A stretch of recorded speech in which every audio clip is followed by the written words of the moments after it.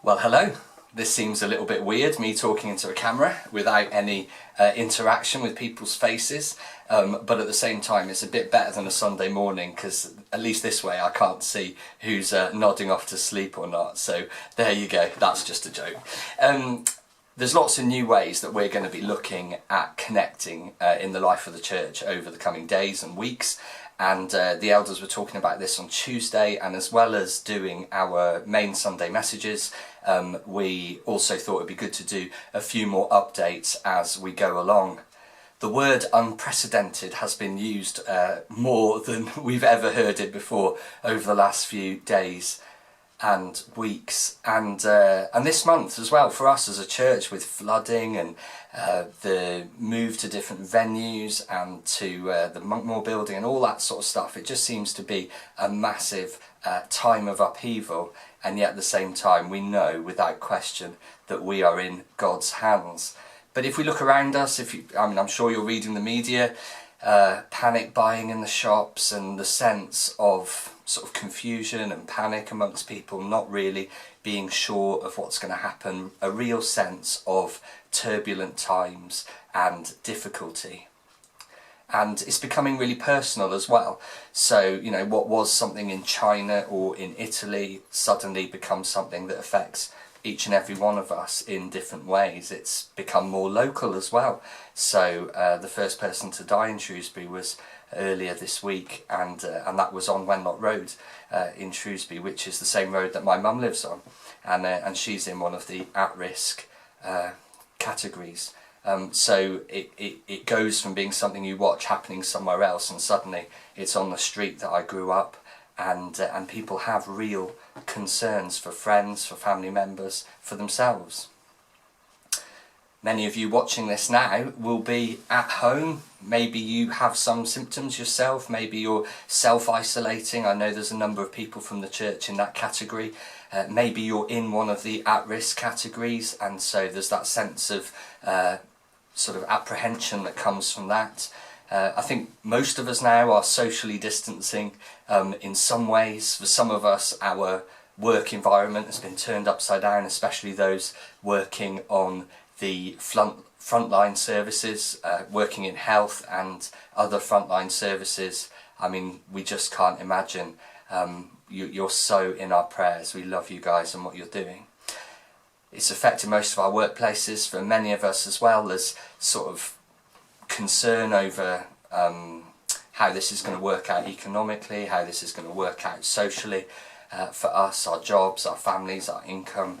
And for parents as well, now another fantastic opportunity with some associated challenges of the children being at home and what that means. And we're working through that in our family, because with Esther being a social worker, they're all being moved back into frontline services, and so that puts a sort of pressure on us, because it looks like I'm going to be the homeschool dad and doing the other things that we're doing, and so like that's a great opportunity, but it's just another thing to kind of throw into the mix, really.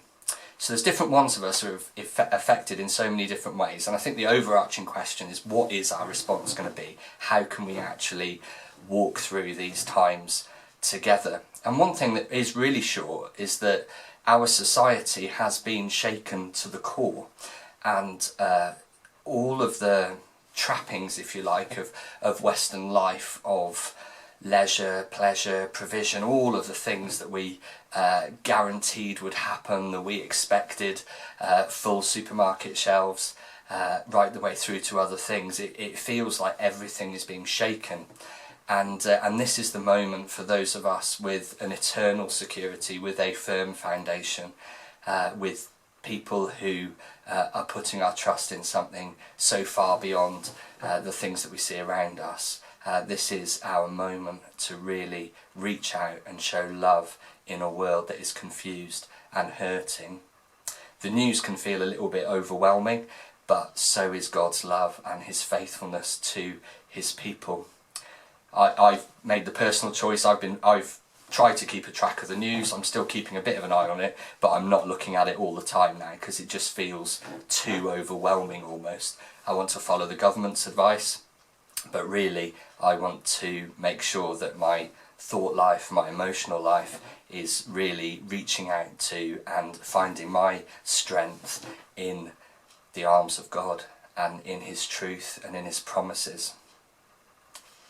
I'd love you to, if you've got a Bible to hand, you might not have thought of that, but if you could dig a Bible out, that would be great. I'd love to just remind us of a few promises and just reflect on them, really. Isaiah 41:10. So do not fear, for I am with you. Do not be dismayed, for I am your God. I will strengthen you and help you. I will uphold you with my righteous right hand. Verses like these come alive at times like this. We've always read it, we've believed it, we put our trust in it, and now we get to live it out in all its fullness. Do not fear, I am with you, for I am your God. I will strengthen you and I will help you. That is the promise that just comes alive. It's wonderful truth that we can rely on, as well as taking all the practical steps that we need to do. Our hope lies in that we do not fear, for he's with us. Psalm 46. I know this has been shared on Facebook recently. Fantastic. God is our refuge and strength, an ever-present help in trouble. Therefore we will not fear, though the earth give way and the mountains fall into the heart of the sea, though its waters roar and foam and the mountains quake with their surging. It feels like the earth has given way somewhat recently, not a physical earthquake, but the world of public health, of economic balance, of social fabric. It feels like a lot of the things that we knew have given way slightly. They're no longer secure under our feet. And yet God is our refuge and strength, and ever present in times of trouble, always with us, leading us through. Matthew 28. Jesus says, I am with you always, to the very end of the age. Jesus himself, his presence with us by the Holy Spirit, sealed on our hearts as a deposit. Jesus himself. And when it says, 2 or more are gathered, he's with us, it doesn't actually say that they have to be in the same room. I know that's reading something into the Bible, but WhatsApp video message with 3 people. The Lord Jesus, his presence, it is with us. But the thing that I really wanted to kind of focus on in this is something that I felt God really speak to me about earlier this week. And basically it's this, that there is no such thing as self-isolation for the believer. There's no such thing as being truly alone. And from that I want to read from Psalm 139. I'd love you to just let these words sort of rest. Where can I go from your spirit? Where can I flee from your presence? If I go up to the heavens, you are there. If I make my bed in the depths, you are there. If I rise on the wings of the dawn, if I settle on the far side of the sea, even there your hand will guide me. Your right hand will hold me fast. If I say, surely the darkness will hide me, and the light become night around you, even the darkness will not be dark to you. The night will shine like the day, for darkness is as light to you. So if you do need to stay at home, if you've got some symptoms and you need to self-isolate with your family group, if you're in an at-risk category and you're looking at a period of time with much less sort of face-to-face social interaction that you're used to, or if you're on the front line, if you're just stepping into a whirlwind of being part of our country's response to these circumstances, he's with us. He's holding our hand. Where can I go from your spirit? Where can I flee from your presence? That's true at every stage of this. He really is with us, and I just want to remind you of that. I know that you know it, but it's going to come alive in so much more of a clear way over the next few weeks. Psalm 68 says that he places the lonely in families, and the church is a wonderful family that we've been placed in.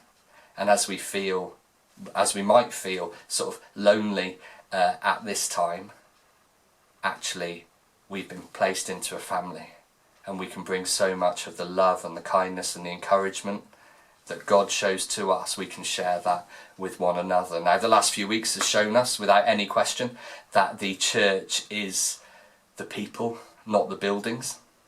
And now it's the people scattered in a different way to what we used to, and not being able to meet in the way that we would much prefer to. So how are we as a church, as a family, how are we going to respond to this? And I did send out an email earlier this week on behalf of our whole team, just reflecting the different things that we're doing and planning, and just to go over that again. It's almost a threefold response, really. There's our response within the church, our response within our neighbourhoods, and then our response within the wider community. And within the church, many of us have got midweek groups, and I know those are really active at the moment. We've got friendship groups, we've got the people we've been serving alongside week on week, and we just really want to encourage and support what's already happening in the life of the church. And Helen Hotchkiss is going to be overseeing that and just making sure that everyone is cared for. If you feel a little bit vulnerable, or you're not entirely sure who to reach out to for help, then please do be in touch with Helen. We've got other people in the church volunteering to come and be part of our support for you. And also, if you're in support of people, if you let us know what's happening, we can pray, we can encourage you, we can give you ideas of what other people are doing. Then there's the sense of being able to reach out to our neighbours, and this is something that Terry's going to be really looking at, and looking at what other churches are doing around the country, looking at what's happening locally within the town, and encouraging us as to the ways that we can look out for the people around us. You know, the great command to love your neighbour as yourself, and this is such an opportunity to actually live that out with our actual neighbours, with opportunities that we've never had before to show love and kindness to people. So I know loads of people have done stuff like this, but I've already knocked on the doors of two of our more elderly neighbours, and I've just said to them, you know, about the support that we're willing to offer them as a family. And we know that there's all sorts of things happening in local areas, in the village that you live in, on the estate that you live in, amongst the school parents, wherever it is. There's loads of stuff bubbling up on Facebook and social media, ways of getting involved, and we want to encourage our people in a safe way to get involved. And so Terry's going to be sharing ideas and stories of how we've been able to do that. And then we've got the wider community, and obviously we've got our connections and systems in place through the food bank, and Karen and Martin are working, going flat out to try and sort that through. We are entering a time of economic uncertainty. There's going to be a lot more people who need to use those services, and it's all going to happen at a time where some of the staple foods and the things that they distribute are in short supply. So there are real challenges for them, but they're 100% committed to really stepping up, and this is our moment where we have such an opportunity to help people in the wider community. So it's a threefold response. We want to be 100% caring for and looking after our church family and walking through this. We want to be reaching out to the friends, neighbours around us, the connections that we already have, and we want to be available to the local community, showing the provision and the kindness of our God to the people who need it most. Just a couple of remarks to finish, really. Really, we're always encouraging people to follow the latest government advice and to get those from official sources, and we will continue to forward the link to that. We want to really encourage the people who are frontline workers in all of this. You have been placed there at this season for remarkable works, and we recognise the huge cost that there is in that for you, for your families, for the loved ones around you. So we're praying for you, we're in support of you, you're doing a wonderful thing, we're right behind you. We're also really wanting to reach out to and encourage those people who are concerned in terms of the economic impacts in the future, looking to the ways we can support one another in these things. And I think overall what we would love to encourage you to do, if you get that little prompt, if there's someone in the church you think, oh, I wonder how they're doing, or you have a particular concern for someone, if you get that little prompt, just send them the message, make the phone call, make the contact with them. Let's almost like overwhelm each other with kindness and make sure that no one slips through the cracks. In terms of practical stuff, we're going to be doing what we can to move most of the church programme online and remotely. That'll include sort of some of our staff meetings and things like that. Also, when Martin Shaw is back from holiday next week, we'll be looking very specifically about the church programme, about our communications, about doing more stuff like this. What are the sorts of opportunities that we can do? The Sunday talk on Sunday is going to be done, and that will be videoed and put on YouTube again. And the podcast will go out on the church website as normal, and then there'll be the Midweek Group Leaders Notes as normal. The church magazine will be coming out as a PDF. We're not entirely sure. I know some churches are live streaming services and stuff like that. We're not entirely sure if we're going to be able to be set up to do that as we speak, mostly because of what's happened with our buildings. I'll tell you a funny story. I was on the phone to Phil Cansdale,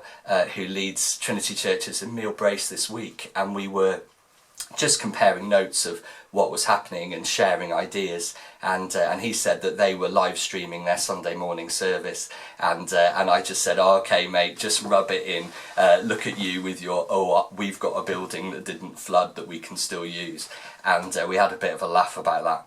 So if we are going to live stream, we might need to think creatively about that. Maybe we can use Monk more, maybe we can use some of the kit that we've got, so it's just all up in the air at the moment. But this week, video message on YouTube, podcast as usual, Midweek Group Leaders Notes, and an opportunity to connect with each other. And the other things that we do, we'll just have to roll it out day by day and week by week as we have the opportunity to do that. If you see good ideas that other churches are doing, if you have good ideas yourself, please be in touch with them. We want to be learning from the best, and we want to be doing the best that we can within the circumstances and the resources that we've got. But ultimately, I want to finish by reading this psalm once more, and I just want to encourage you. Where can I go from your spirit? Where can I flee from your presence? If I go up to the heavens, you are there. If I make my bed in the depths, you are there. If I rise on the wings of the dawn, if I settle on the far side of the sea, even there your hand will guide me, your right hand will hold me fast. If I say, surely the darkness will hide me and the light become night around me, even the darkness will not be dark to you. The night will shine like the day, for darkness is as light to you. God is our refuge and strength, and ever present in times of trouble. So do not fear, for I am with you. Do not be dismayed, for I am your God. I will strengthen you and help you. I will uphold you with my righteous hands. We really love you guys. Stay safe, and we'll be in touch.